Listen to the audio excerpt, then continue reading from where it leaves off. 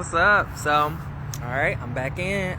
So this is going to actually take place of my day 8 of the 28 days of Black History Month video. Last night I was actually going to come in and do a video. It was getting a little on the late side, but for good reason. I was actually doing some research, which I'm not going to get too much into, because I am going to do another video tonight. For day 9, and basically I thought to myself, I'm like, am I gonna like stop what I'm doing and like in the last 20 minutes of the hour like rush and try and do a video and then not necessarily give it all that I want to give it and use what I actually was researching at the time in its completion to basically produce this video, which I'm really actually excited about, because a lot of the information that like I learned I didn't know, and like, yeah, I think more people should know about this person. So I'm excited, and I hope you guys tune in. But today I wanted to do a video on so I knew I was going to go into doing like videos on Inventors, but I didn't want all of my videos to be solely on Inventors. Although Inventors are a part of Black History, I wanted to have a little bit of variety. But you couldn't do Black History Month without talking about, you know, the inventions that we've created as Black Americans. Like I said in my video previously, like, check the patents, boo. Check the patents. Like, had we not created the stuff that we have, like, the world would not be the same. Society would not be the same. We would not be in modern times. We would not be able to do half the things that we're able to do, that we're so comfortable and used to doing on a daily basis, had it not been for Black Americans. So I'm very adamant about telling some of those stories, and my intention. So I have a few that I'm really excited about. I'm excited about all of them because they're all valid and they all matter. But, you know, I told myself I couldn't start doing those type of videos without starting from the beginning. And what's interesting about this history is that for such a long time, you know, we were, you know, like I said again in another video, like, we were making and doing during slavery. Like, we were inventing things during slavery. And what's interesting about that history is that for the longest time, we were making all of this stuff and inventing all of this stuff and really changing the world during slavery, but they wouldn't give us credit because we were enslaved. And a lot of the time, the credit went to the slave masters, which is insane. They looked at us as property, and because these people owned us, they got the credit. And even that in itself is just weird, because it's like, if you didn't create something, like, why would you want the credit? Obviously you would want money and things like that, but like, when you talk about it in terms of like on a historical basis, is that also there's like this, I hate that legacy thing. Like, of course you want to leave good things behind, and you want to leave, obviously these people didn't create anything, they were just trash, but like, why would you want that credit if you didn't do it? It's just weird and disgusting to me. I'm an artist also, so I'm very sensitive about like liars and people who like copy and steal like intellectual property and things like that. But they had the access or the privilege to, or it's not even a fucking privilege, excuse my language, but to the point, like, they didn't have, you know, it's just gross, y'all know where I'm going with this. But yeah, so we couldn't necessarily take credit for the things that we created up until a certain point. George Washington didn't start issuing patents until 1790 officially, which basically in the creation of like the patents, basically, as it is today, like with the patents, you know, they were reserved for inventors, people who were producing new inventions that were helpful to society, whether that be you know, in the form of devices, machines, processes, like I said, devices, machines, compounds, chemical compounds, ways of making those sorts of things, different food processes, like a slew of different things that just move society forward, basically, all sorts of things. But like I said, for the longest time, we weren't given the credit that we deserved. I wanted to shine a light on, before I did any other video, because officially, the first African American on paper that they give credit to, you know, being the first patent receiver is Thomas Jennings, which, yeah, like I said, the first African American that they give credit to for receiving the patent is Thomas Jennings. But what a lot of people don't, which I know in our community we definitely do, but it, you know, like I told myself, I couldn't not go into Thomas Jennings' history, which I definitely want to talk about him as well, being the first, or official first, but like, I wanted to shine light on the enslaved folks who invented and did things and didn't receive that credit, and just kind of were like shined over and not given their due. Cause it's just like, that's super it's shitty on one end, because it's consistent with just how things go today. Like, a lot of the time Black Americans don't get the credit. A lot of the times we're shined over. A lot of the times folks like to minimize our achievements and compare us to mediocrity, and just like really not give us a fucking due. I curse, y'all, so they're gonna slip. I'm trying my best not to, but I'm passionate, and it's about my people. But yeah, it's just really gross, because we are so deserving, and you know, considering everything that we've been through, even the fact that it's still going on in that way to this day, like, you know, you see it all the time with like all these kids on like these social media platforms and like these apps and stuff, like creating these different dances and these different, you know, art forms and music forms and like all of these different things, and people just coming in and swooping in and taking our stuff and like capitalizing off of it, and like taking their intellectual property and stuff. You know, people all over the world like trying to take ownership of our like music genres and stuff like that, and like just doing all of this like really weird stuff, and not honoring the fact that it came from us. And you know, it goes into, you know, it's such a huge conversation. I'm losing light, so I'm trying to be quick, but it goes into a huge conversation of like the denial of who we are, the denial of our history, the denial of our culture. There's people around the world who will sit in your face and tell you that Black Americans don't have culture. Meanwhile, we have all this culture. We have done all of these things to progress the world forward. People indulge and love our culture so much, and take part in our culture so much, but will literally sit in your face and deny us. And it's just really, really strange how that can happen.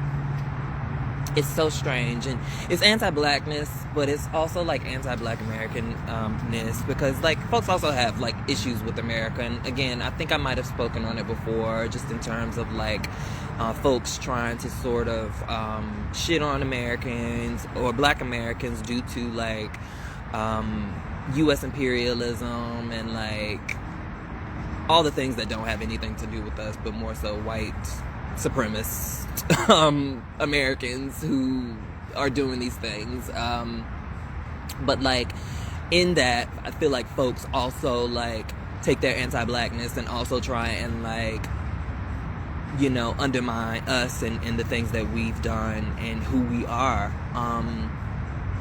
You know, and again, like the examples of, you know, folks taking advantage of us and not giving us our due and not honoring, you know, our achievements. It's not just in the form of social media platforms and music genres and things like that. It's in everything. We're very influential people, and if there's anything that you can take from this video, I want you to understand, and I really want you guys to delve into this history. Like, you know, it's life-changing. It truly is. Some of the things that I'm sharing with you are new, some aren't, and even still in like my research and everything that I learned, and even this information that I've been sharing that I've sort of gained and learned with you guys, like, it really makes you just think about life completely different, and it really just shines a light in just how freaking dope we freaking are.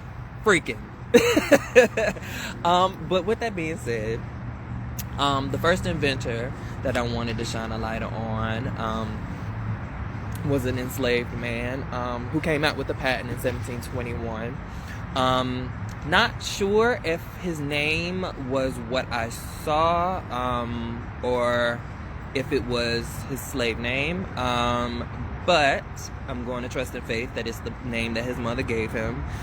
His name was one Simius. They also called him Papin. He was an enslaved man in Massachusetts. He was enslaved by a Puritan leader called Cotton Mather. And basically he created this remedy for smallpox. He created a remedy for smallpox, and he created remedies for sexually transmitted diseases. And with that being said, once it was out, like once his stuff started circulating and it became useful, and they saw that, you know, I'm sure that they could profit off of it, but like that it could be useful for society, they actually gave him his freedom so he could practice medicine, so he could continue to practice medicine. But he's one of the first documented black folks to receive recognition for one of his creations. A black American man from Massachusetts who was enslaved at the time in 1721. And this is, you know, like I said, George Washington didn't start issuing actual patents until like 1790. But again, like I said, we've been doing this, you know. There's so many things. Like, I just check the patents, boo. Like, there's so many. Like, I wouldn't even have. Yeah, you guys just have to get into it. Like, there's not enough days, there's not enough time, there's not enough to even just cover even half of what we've done as black Americans. And I just hope that you guys are as proud as I am, baby, because I'm proud. I'm proud of us. I love me some us. And, you know, I hope I can share that with you guys and indulge in that with you guys. And, you know, we turning up for this Black History Month. I told y'all I wasn't coming to play. Definitely gonna be back in a little bit later. I have some errands and stuff that I need to finish up, and some things that I need to do, but I'm definitely gonna check back in and get into some more things. But yeah, it's it's amazing, y'all. Like, such prolific people, such strong people. Even in the most oppressive state, y'all, we were ahead of the game and making things work, you know. And it's just like, how can you deny that? Like, anti-blackness, you know, you know, it's an ongoing process. I experienced some today, and just in realizing and doing the research for this video and going through, you know, our daily, like, anti-blackness is so freaking childish. Like, children, just childish, and just so unnecessary. And it's just like, the world would be so much better without it. Like, if y'all let us do our thing, like, we would be so ahead of the curve. But y'all just want to hold us back and like oppress us and make yourselves feel like you just are better, and wiser and grander, and all of these things that mean nothing, that don't move humanity forward at all. Like, imagine if black folks just were let free to do what we needed to do, and given the things that we needed to do what we needed to do. The world would be such a better place. It would, you know. And even just thinking about, like, just like, and everybody participates in anti-blackness. I remember being at my job at the museum. I worked at the Contemporary Art Museum, and there was this person of color, this POC person. I remember just conversations and stuff like that, like very woke Twitterish, which, you know, I'll tell y'all shade all offense. I remember like talking about certain things, and like I remember there was a conversation about like urban wear, and like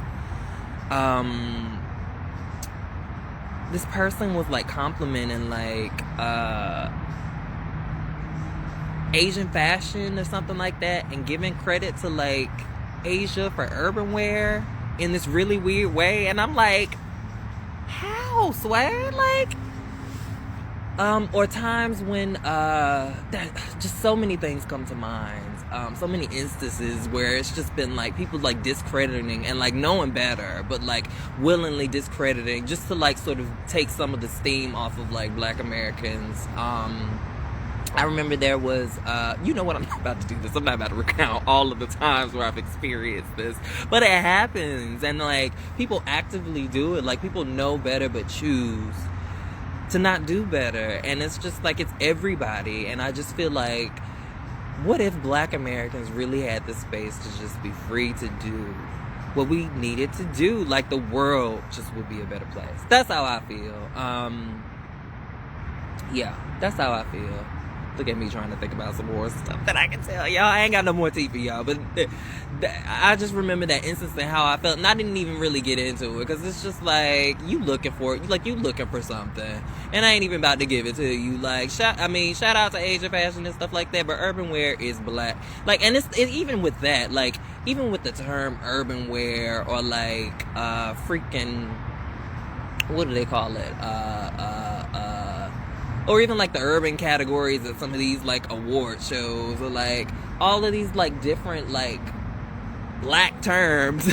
Like they don't want to give us credit, but like they want to make space for like all these, you know, other people to like partake and like take credit, and like all of these things, not necessarily giving the credit, like doing everything in their power to not give credit where it's due. Or trying to like smudge things. I remember, speaking of like those award shows, I remember watching an interview with like Khalees, which I have some, speaking of music just in general, some great videos planned. But like, oh, and speaking of music, rest in peace to Mary Wilson of the Supremes. She passed yesterday, so rest in peace to her, first and foremost. But just speaking about these interviews about this interview with Khalees, where she was talking about how like they would try and like put her in this like category of urban and like hip-hop and like all of these like quote-unquote Black categories, which if you know Khalees's work, her work is like all over the place. Like you can't really put herself stuff in a box, but like they've done that with like artists like Rihanna and artists like, you know, all of these different types of artists. It's like a slew of like different Black artists where they've like put them in a category of like these urban, but like it's like our music, for one, all of these genres are ours. Let's just be quite frank. But at the same time, it's like trying to like mask things like country music and rock music and all of these things to be like these white art forms, which they're not. But like taking it, capitalizing off of it, and trying to sort of, I guess what I'm getting to is like this erasure and this like manipulation of like history and facts, and this manipulation of, it's almost like trying to feed this image of like white supremacy and like white superiority, and like, you know, going out of one's way to just like completely undermine an entire community. And it just sucks, because it's just like you have people who believe that things like rock music are white people's music, or country music is white people's music, and it's not. It's never been. It's definitely ours. But it's interesting how again, with these inventions and, you know, with these art forms and with this intellectual property, whether it be on social media, whether it be online, whether it be blogs, writing, just, you know, all of these different things. It's insane. It really is insane how people just try and smudge over us in that way. But y'all done got long-winded. Y'all know how I get. I'm passionate. With that being said, I'm gonna get off of here before I keep going. Definitely tune in tonight, guys. I got more stuff for you. And yes, the 28 Days of Black History Month. We ain't stopping unless we need to, but we ain't stopping. We ain't stopping. All right, peace, y'all. I'll talk to y'all later.